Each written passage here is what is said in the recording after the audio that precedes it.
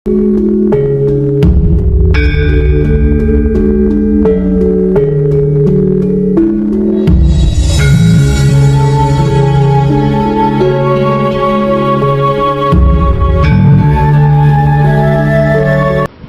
awalnya saya mengira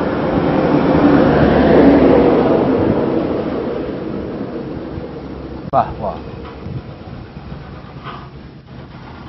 kekuasaan Allah itu hanya yang baik-baik saja. Kalau tidak baik, itu bukan kekuasaan Allah.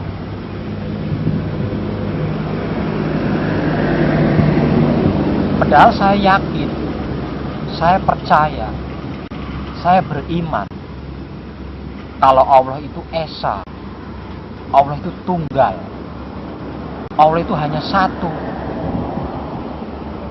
tidak beranak dan tidak diperanakkan. Tapi saya meyakini, saya mempercayai, saya mengimani kalau baik itu berasal dari Allah, kalau buruk itu berasal dari setan, dari iblis kata-kata.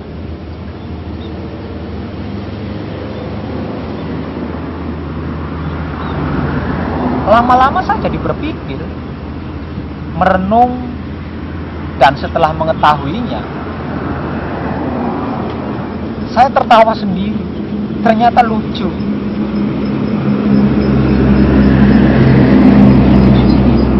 Bagaimana tidak lucu?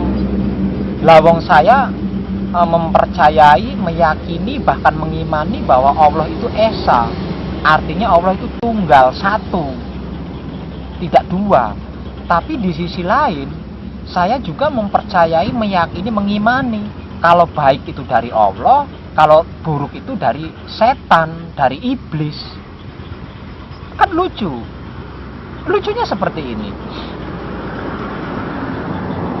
Kalau baik itu dari Allah, buruk itu dari iblis, dari setan, berarti kan Allah itu nggak esa, Tuhan itu nggak esa, Tuhan itu nggak satu. Tuhan itu ada dua. Satu, Tuhan yang berkuasa tentang kebaikan yaitu Allah. Dan yang kedua, Tuhan yang berkuasa tentang keburukan yaitu iblis atau setan. Coba Anda pikir, lucu kan? Bagi saya, Allah itu maha segalanya, tanpa terkecuali. Dan tidak selembar daun pun yang jatuh ke bumi ini tanpa kehendak Allah. Dan apapun itu yang menjadi kehendak Allah adalah benar.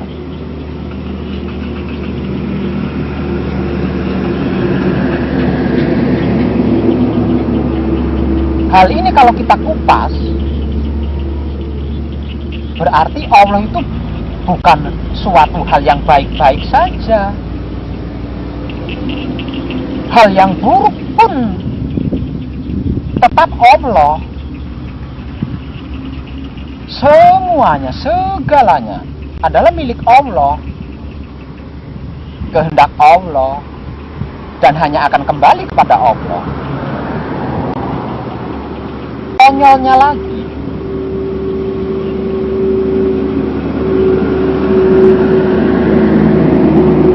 Allah itu maha jahat loh.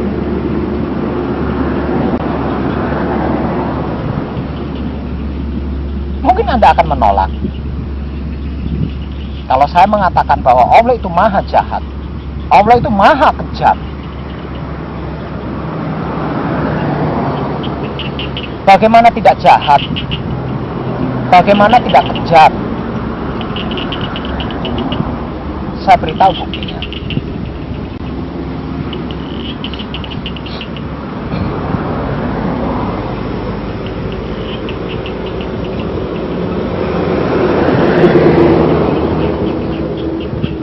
Menurut yang Anda ketahui, ada berapa banyak bencana alam yang menghancurkan semuanya tanpa terkecuali.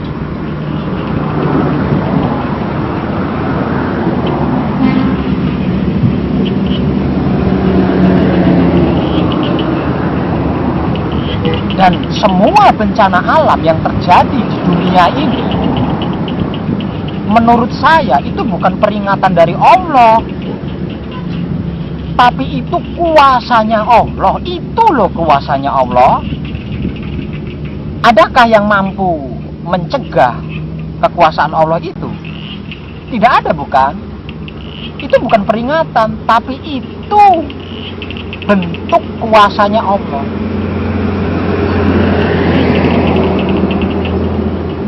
Coba Anda pikir, betapa kejamnya Allah, betapa jahatnya Allah. Tak kala Allah menunjukkan kuasanya, tidak peduli itu masih bayi, tidak peduli itu tidak berdosa, tidak peduli itu indah, tidak peduli itu apa saja, semuanya dihancurkan. Semuanya dihancurkan, semuanya dimusnahkan. Itu loh kekuasaan Allah. Maka berhati-hatilah, jangan asal. Karena jika Allah itu menunjukkan kuasanya, tidak peduli siapa Anda. Bukti yang kedua,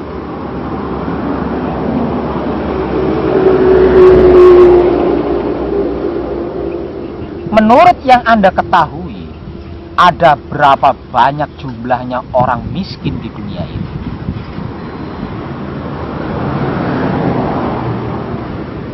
Ada berapa banyak orang miskin yang dibuat sakit oleh Allah, lalu masuk ke rumah sakit, di rumah sakit dia disia-sia, tidak segera ditangani oleh dokternya, diremehkan, bahkan dipermainkan.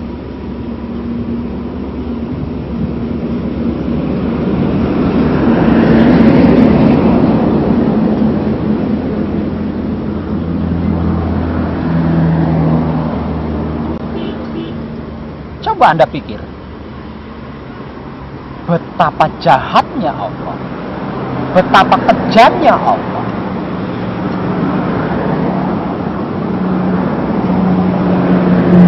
Orang miskin yang dibuat sakit, yang dimasukkan ke rumah sakit, yang di rumah sakit disia-sia, itu belum tentu orang berdosa loh. Belum tentu orang jahat. Tapi dalam kenyataannya, mereka mengalami kemiskinan, mereka mengalami sakit, mereka masuk ke rumah sakit dan disia-sia di rumah sakit. Bahkan konyolnya lagi, dilalap dan dimusnahkan oleh bencana alam yang terjadi. Itu bukan peringatan dari Allah, tapi itu adalah bentuk kekuasaan Allah. Bahwasanya Allah itu terlepas dari semua ikatan.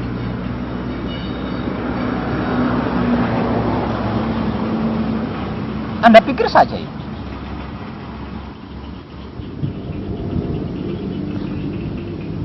Untuk Anda yang berprofesi sebagai dukun atau paranormal,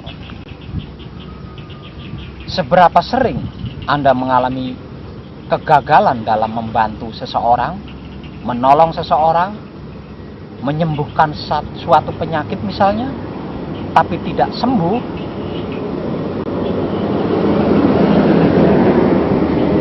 Atau membantu masalah orang, tapi tidak selesai, tidak terbantu. Untuk Anda yang berprofesi sebagai pedagang,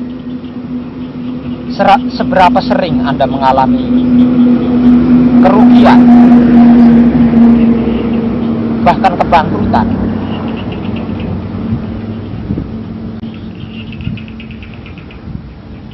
Untuk Anda yang berprofesi sebagai petani, pembisnis,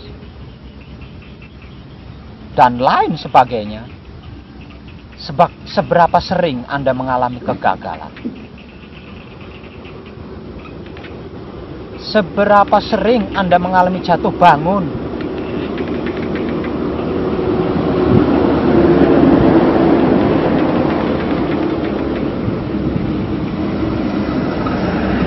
Yang berujung lelah, capek, pusing, kecewa,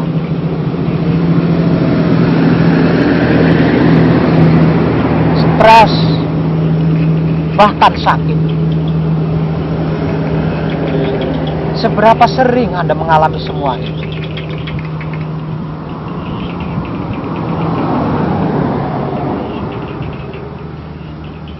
Dan itulah bentuk ketidakkekuasaan kita. Itulah wujud dari kelemahan kita sebagai manusia. Kita bukan Tuhan, kita bukan Allah.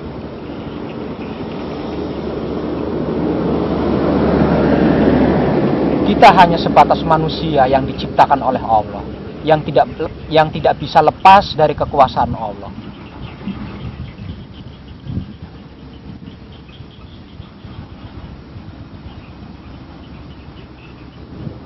Dengan bencana demi bencana, dengan kegagalan demi kegagalan, tidak takutkah kita?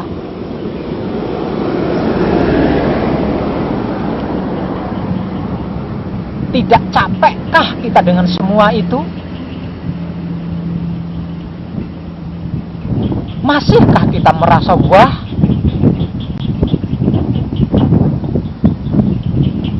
membanggakan diri?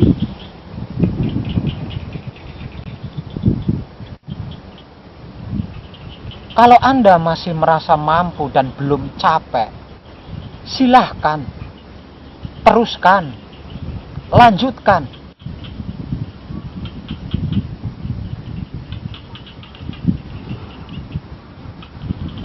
Dan Anda akan tetap mengalami nol, pusing, stres, gagal, dan gagal lagi.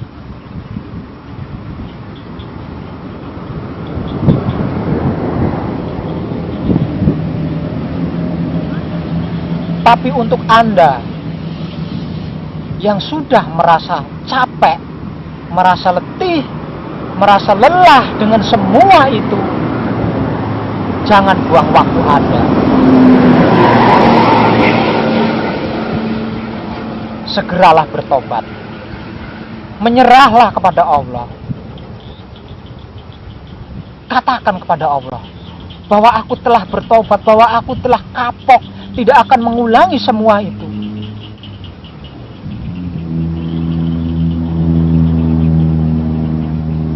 Dan di saat Anda kapok, di saat Anda bertobat, di saat Anda menyerah kepada Allah, Anda akan tahu sendiri apa yang akan terjadi. Allah akan berbuat untuk Anda. Bahkan Allah akan rela menjadi pembantu Anda, menjadi kedibal Anda untuk semua dan segala masalah Anda.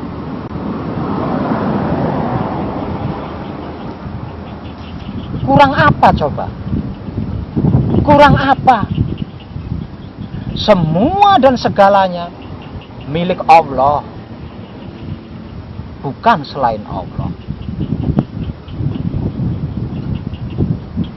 Kita hanya disuruh beriman. Kita hanya disuruh beriman. Dan Allah akan menjadi pembantu Anda. Kurang apa? Allah tidak pernah meminta Anda untuk begini, begitu, dan lain sebagainya. Enggak pernah. Allah tidak pernah melarang Anda melakukan itu, ini, enggak pernah.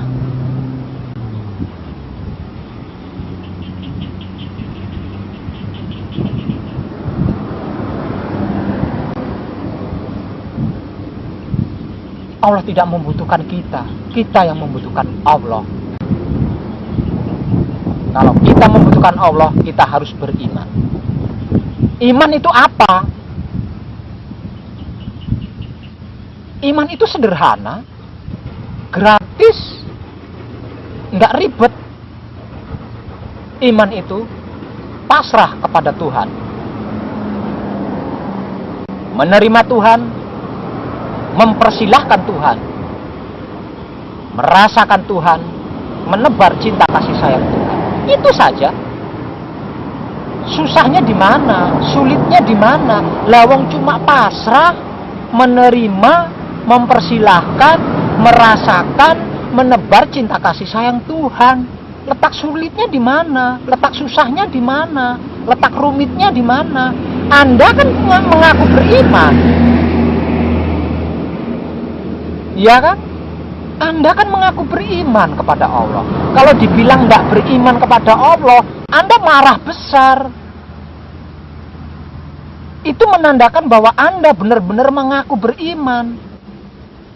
Lah, yang namanya beriman itu adalah pasrah kepada Allah, menerima Allah, mempersilahkan Allah, merasakan Allah, menebar cinta kasih sayangnya Allah.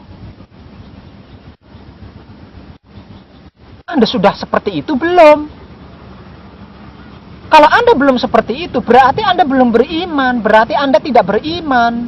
Pantas saja Anda pusing, pantas saja Anda bermasalah, pantas saja Anda sakit, pantas saja Anda gagal.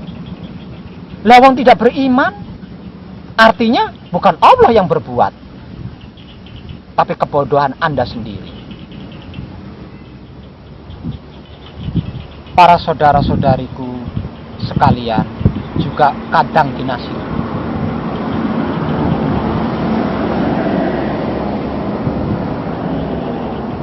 Berpuluh-puluh tahun kita mengaku beriman, merasa beriman, tapi dalam kenyataannya kita belum beriman, kita tidak beriman.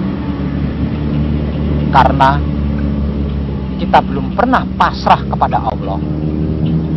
Kita belum pernah menerima Allah. Kita belum pernah mempersilahkan Allah. Kita belum pernah merasakan Allah. Bahkan kita belum pernah menebar cinta kasih sayangnya Allah. Sebab itu, mulai sekarang, daripada kita konyol, daripada kita pusing, daripada kita stres, mengalami kegagalan-kegagalan, masalah-masalah, dan semuanya bahkan tergilas oleh dahsyatnya, kejamnya sebuah bencana, lebih baik sesegera mungkin kita beriman, yaitu pasrah kepada Allah, menerima Allah, mempersilahkan Allah, merasakan Allah, menebar cinta kasih sayang Allah. Dan dengan iman, Allah akan selalu bersama kita. Para sedulur dan para kadang dinasiku sekalian, jika kita selalu bersama Allah, kita senantiasa bersama Allah dalam segala dan semua hal, sungguh tidak ada satupun yang sia-sia. Semuanya indah, semuanya berkah, semuanya membahagiakan. Sebab itu, jangan buang waktumu, jangan buang kesempatanmu dengan sia-sia. Capeklah dengan semua kegagalan-kegagalan itu. Capeklah dan segeralah menyerah. Segeralah beriman kepada Allah. Dalam arti pasrah kepada Allah, menerima Allah, mempersilahkan Allah, merasakan Allah, dan menebar cinta kasih sayang Allah kepada apapun, siapapun, dan dimanapun. Hanya dengan itu kita bisa, hanya dengan itu kita mampu. Tanpa menyertakan Allah, Sungguh, kita ini tidak memiliki kuasa apapun. Hanya Allah. Hanya Allah. Sekali lagi, hanya Allah. Segeralah. Saya sudah bertobat. Sungguh, saya sudah bertobat. Saya sudah kapok. Karena itu, saya pasrah kepada Allah. Saya menerima Allah. Saya mempersilahkan Allah. Saya merasakan Allah. Saya menebar cinta kasih sayangnya Allah. Karena saya tahu, hanya itu yang bisa saya persembahkan kepada Allah. Selain itu, sungguh saya tidak kuasa apa-apa. Bagi sedulur dan para kadang kinasiku sekalian, jika Anda merasa sudah capek, jika Anda merasa sudah tidak kuat lagi menghadapi masalah-masalah itu, menghadapi bencana-bencana itu, mengalami kegagalan-kegagalan itu, jangan buang kesempatan Anda. Segeralah bertobat, segeralah pasrah, segeralah menyerah, kapok kepada Allah. Katakan, aku tidak kuasa Allah, aku kapok Allah, aku bertobat Allah, aku bertobat hanya kepadamu. Pasrahlah kepada Allah, menerimalah Allah, persilahkanlah Allah,